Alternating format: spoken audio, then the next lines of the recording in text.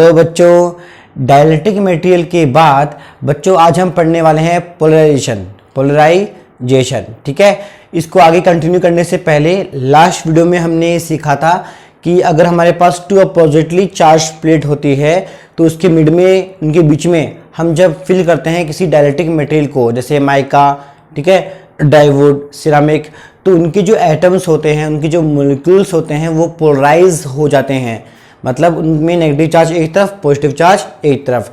तो हमें एक बार इस टॉपिक को पढ़ने के लिए दोबारा इसको हमें पढ़ना पड़ेगा हल्का सा। इन शॉर्ट देखिए, हमने बच्चों लास्ट वीडियो में सीखा था कि if we have two oppositely charged plate, like plate A, metallic plate A is positively charged and metallic plate B is negatively charged.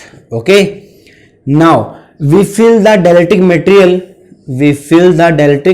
material between these two plates. Okay, then all the materials, all the molecules will be polarized. It means electrons जो है वो किस तरफ आ जाएंगे, towards the positive plate, और जो उनका nucleus होगा उन मॉलिक्यूल्स का, ठीक है, वो कहाँ जाएगा, इस तरफ। तो हमने क्या पढ़ा था, ध्यान दीजिए, याद कीजिए, याद आया? ये हो जाएंगे क्या, स्ट्रक्चर किसकी हो जाएगी, मॉलिक्यूल्स की हो जाएगी। यहाँ देखिए, यहाँ मेरे पास क्या नेगेटिव चार्ज है, यहाँ मेरे पास क्या है नेगेटिव चार्ज, एक मिनट। तो देखिए इसी फुलफिल कंडीशन में ध्यान दो क्या होगा, ये जो नेगेटिवली चार्ज प्लेट है यहाँ पे न्यूक्लियस क्या होंगे, अट्रैक्ट होंगे, और उनके जो इलेक्ट्रॉन्स होंगे वो गैदरिंग कहाँ शिफ्ट हो जाएगी, अपोजिट साइड में शिफ्ट हो जाएगी। मतलब हमारे जो मॉलिक्यूल्स है वो कैसे आएंगे, इस फॉर्म में आ जाएंगे। ठीक है, और चलो इसको थोड़ा छोटा कर लो, ये लो, इतना बड़ा जरूरी नहीं है। ये लीजिए, ये मेटेलिक प्लेट बी हो गई, और ये मेटेलिक प्लेट मेरे पास क्या बन गई, ए बन गई, और ये मैंने क्या भर दिया, डायरेक्टिक मटेरियल मैंने भर दिया। अब देखिए बच्चों इस ड्राम की खास बात क्या है, देखिए ये मेटेलिक प्लेट ए है, यहाँ से यहाँ तक जो इलेक्ट्रिक फील्ड इंटेंसिटी है, ये अप्लाइड इलेक्ट्रिक फील्ड इंटेंसिटी है, हमने जो अप्लाई की है, जिसको हम क्या बोलते हैं, it is the externally electric field intensity. Okay, अब देखिए तो हुआ क्या, हम ये पढ़ चुके हैं पहले भी कि जो मॉलिक्यूल्स है वो क्या हो जाते हैं, पोलराइज हो जाते हैं। मतलब उन सभी मॉलिक्यूल्स में एक डायपोल मोमेंट क्या होता है, इंड्यूस हो जाता है। दैट मीन्स आपको मैंने लास्ट वीडियो में समझाया था कि जो नेगेटिव साइन होता है ये क्या शो करता है, गैदरिंग ऑफ इलेक्ट्रॉन्स, की इस तरफ इलेक्ट्रॉन्स क्या हो चुके हैं, गैदर्ड हो चुके हैं टुवर्ड्स द पॉजिटिव प्लेट, और इस तरफ क्या है, न्यूक्लियस। ठीक है, तो इस स्ट्रक्चर को बच्चों हमने नाम दिया है induced dipole moment in the materials, induced dipole moment in the material. कौन सा मटेरियल, डाइलेक्ट्रिक मटेरियल, ध्यान देगा। अब देखिए हर डायपोल का एक क्या होता है, डायपोल मोमेंट होता है। ठीक है, towards the positive from the negative, मतलब नेगेटिव से पॉजिटिव की तरफ डायरेक्शन क्या होती है, डायपोल मोमेंट की डायरेक्शन होती है स्मॉल पी की, ये स्मॉल पी है। ठीक है, तो देखिए हुआ क्या, जितने भी मॉलिक्यूल्स आपने देखे हैं यहाँ पे, इन सब में नेगेटिव चार्ज इस तरफ है, पॉजिटिव चार्ज इस तरफ है, तो डायरेक्शन कैसे बनेगी, यू बनेगी। तो इसको हम बोलते हैं direction of induced dipole moment. यहाँ जो पी वेक्टर है उसे हम डायपोल मोमेंट नहीं बोलेंगे, ओनली क्या बोलेंगे, इंड्यूस्ड, क्योंकि इंड्यूस हुआ है किसमें, मटेरियल में, तो इसका नाम क्या पड़ गया, इंड्यूस्ड डायपोल मोमेंट।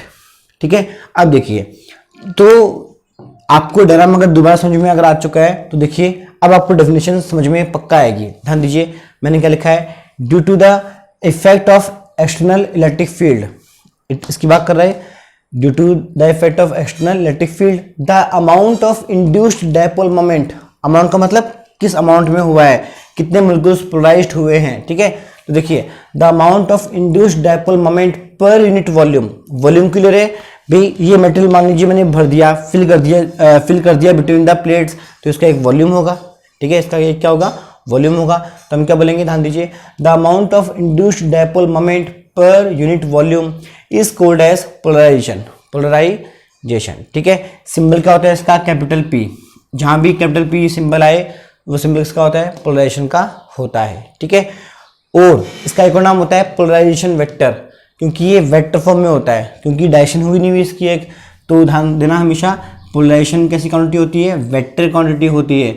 इसलिए कई बार एक नॉर्मल पोलराइजेशन टर्म्स को हम क्या बोलते हैं, पोलराइजेशन वेक्टर भी बोलते हैं। ठीक है, तो वीडियो को पॉज करके पहले इतना आप लिख लेना पूरा, क्योंकि अब मैं आपको बताऊंगा इसके फॉर्मूले कैसे बनते हैं। ठीक है, हम पढ़ेंगे बच्चों दो फॉर्मूले, एक फॉर्मूला आपकी बुक का है लेकिन दूसरा फॉर्मूला जो है वो आपकी बुक में नहीं है, क्योंकि वो फाउंडेशन एग्जाम में काम में आता है। जब आप नीट के और जेईई के एग्जाम देंगे तो उसके अंदर वो चीज़ काम में आने वाली है। ठीक है, तो फटाफट कोई पेन निकाल लो और इसको नोट डाउन पूरा कर लो। ठीक है, मैं आगे बढ़ रहा हूँ, अभी ध्यान दीजिए, आगे देखते हैं। अब देखो, चलो इन पे ले देते हैं फिर, चलो ठीक, छोड़ो इन पे ले लेते हैं। ओके, ध्यान दो, पॉइंट नंबर 1 ध्यान दो, ये जितने भी मॉलिक्यूल्स पोलराइज हो रहे हैं वो किसके वजह से हो रहे हैं, एक्सटर्नली इलेक्ट्रिक फील्ड इंटेंसिटी की वजह से हो रहे हैं, मानते हो? तो देखना हमेशा। तो बच्चों प्रैक्टिकल लाइफ में क्या होता है, amount of polarization, amount of polarization हमेशा क्या होता है, प्रोपोर्शनल किसके, अप्लाइड इलेक्ट्रिक फील्ड इंटेंसिटी के। ठीक है, सिंबल क्या होगा इसका, कैपिटल पी, तो capital P vector proportional E vector. और आप दो चेक भी कर सकते हो, देखिए ये पॉजिटिव और नेगेटिव है नहीं है, तो देखिए डायरेक्शन ऑफ इलेक्ट्रिक फील्ड कैसे जा रहा है, इस तरफ, और जितने भी इंड्यूस्ड डायपोल मोमेंट वाले हैं वो किस तरफ वाले हैं, इस तरफ जा रहे हैं। ठीक है, अब देखिए ये सिंबल आपके पास हटेगा तो आपके पास क्या आएगा, इलेक्ट्रिक ससेप्टिबिलिटी, इलेक्ट्रिक ससेप्टिबिलिटी। बच्चों ये एक्स नहीं होता, वैसे तो इसको हम कई बार एक्स लिख देते हैं, लेकिन कोशिश कीजिएगा कि इसको थोड़ा सा आप कर्वी बनाओ, क्या बनाओ, कर्वी। ठीक है, ये फंडा होता है, तो इसको हम क्या बोलते हैं, आमतौर पे काई बोलते हैं, क्या बोलते हैं, काई। इस सिंबल का नाम होता है काई। ठीक है, टेढ़ा मेढ़ा। ठीक है, पहली बात तो ये।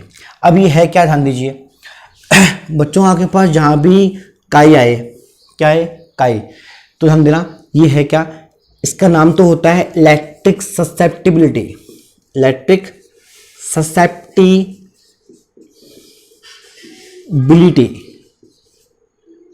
अब ये है क्या, ध्यान दीजिए, सिंपल सी बात है बच्चों, ध्यान देना एक बार मैं जो कहना चाह रहा हूँ, इलेक्ट्रिक फील्ड इंटेंसिटी का अमाउंट मान लो अपन बहुत ज़्यादा बढ़ा दें, बहुत ज़्यादा बढ़ा दें इसकी वैल्यू को, तो आपको पता है एटम ऐसा आता है, पॉसिबिलिटी है ऐसी कि इलेक्ट्रॉन्स जो ऑर्बिट में होते हैं वे एटम से बाहर निकल जाएं, मॉलिक्यूल से बाहर निकल जाएं। ठीक है, तो ये जो आपका मटेरियल है इसमें बॉन्ड टूटेंगे तो ये आयनाइज हो जाएगा, एकदम से क्या हो जाएगा, आयनाइज हो जाएगा। ठीक है, तो होता क्या है, हर मटेरियल की एक कैपेसिटी होती है पोलराइज होने की, हर मटेरियल की एक कैपेसिटी होती है किसका, क्या होने की, पोलराइज होने की। उस लिमिट को, उस प्रॉपर्टी का जो मेजरमेंट है वो क्या है, काई है। मतलब आप ऐसा मानते हो बच्चों, it is the measurement, it is the measurement of, it is the measurement of polarisability, polarisability. ध्यान रहेगा कि कोई मेटेरियल कितना पोलराइज हो सकता है, ध्यान रहेगा। आगे चले, ठीक है, तो इसको नोट कर लेना, इसके बाद क्या आएगा, ये आ जाएगा। ठीक है, अपने पास थोड़ा स्पेस कम है भी हाफ फिलहाल। ठीक है, फिर देखिए पॉइंट नंबर 2, पॉइंट नंबर 2 जो आपको बुक में नहीं मिलेगा, है ना, लेकिन वो काम में आएगा आपके फाउंडेशन एग्जाम में। आप नीट और जेईई की सीरीज जब आप पढ़ोगे बाद में, आपको मैं भी पढ़ाऊँगा, एक बार आपका सिलेबस हो जाए पूरा 12th क्लास का, फिर आप उसके बाद आपको पढ़ाएंगे नीट का सिलेबस। ठीक है, फिर जेईई का, ध्यान दीजिए, साथ साथ चलता रहेगा कंबाइन। ध्यान दीजिए पॉइंट नंबर बी। अब देखो, अब हम बात करते हैं पॉइंट नंबर बी की। देखो कैसे बच्चों, इसको हम निकालते हैं बाय डेफिनेशन, बाय डेफिनेशन कैसे, देखो उसने क्या कहता, the amount of induced dipole moment, the amount of induced dipole moment per unit volume, पर यूनिट वॉल्यूम। तो ध्यान दो क्या आएगा, ऐसा आएगा, नहीं आएगा। ठीक है, ध्यान देना कैपिटल पी है ये। ठीक है, और इंड्यूस्ड डायपोल मोमेंट कैसा होगा, स्मॉल पी, अपन में क्या आएगा, वॉल्यूम, ये कैपिटल पी। ठीक है, ये बड़े मियाँ और छोटे मियाँ, ठीक है, दोनों में फ़र्क है, भूल मत जाना। ठीक है, कि आप सेम करके काट दो उसको पूरा, ऐसा मत कर देना। ठीक है, पहली बात तो ये, तो ये होता है बेसिक फॉर्मूला जो कहाँ से आता है, डेफिनेशन से आता है। अब इसकी खास बात क्या है बच्चों, ध्यान दो, इंड्यूस्ड डायपोल मोमेंट जो होता है, इसकी जो होती है यूनिट, वो क्या होती है, कूलाम इंटू मीटर होती है, पक्का। ठीक है, वॉल्यूम की यूनिट क्या होती है, मीटर क्यूब। ठीक है, तो ये मेरे पास क्या आएगा, मीटर क्यूब। क्या हुआ, कैंसिल आउट हुआ, तो क्या बनेगा, कूलाम पर मीटर का स्क्वायर। आएगा नहीं आएगा, पक्का। अब ध्यान सुना जो मैं कहना चाह रहा हूँ बच्चों, इस यूनिट की वजह से हमने देखा कि साहब ये यूनिट किसके मैच करती है, सरफेस चार्ज डेंसिटी से क्या करती है, मैच करती है, कूलाम पर मीटर का स्क्वायर। आप गॉस लॉ में पढ़ चुके हो, सिग्मा क्या होता है, क्यू बाय एरिया, कूलाम पर मीटर स्क्वायर, ठीक है। तो ये पाया गया कि इसका मतलब ये हुआ, ध्यान देना, कि पोलराइजेशन जो होता है, पोलराइजेशन जो होता है वो हमेशा सरफेस चार्ज डेंसिटी की क्या होता है, इक्वल होता है।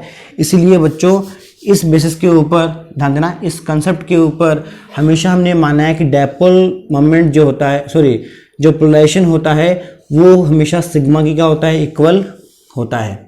लेकिन इस सिग्मा को हम लिखते कैसे हैं, सिग्मा पी।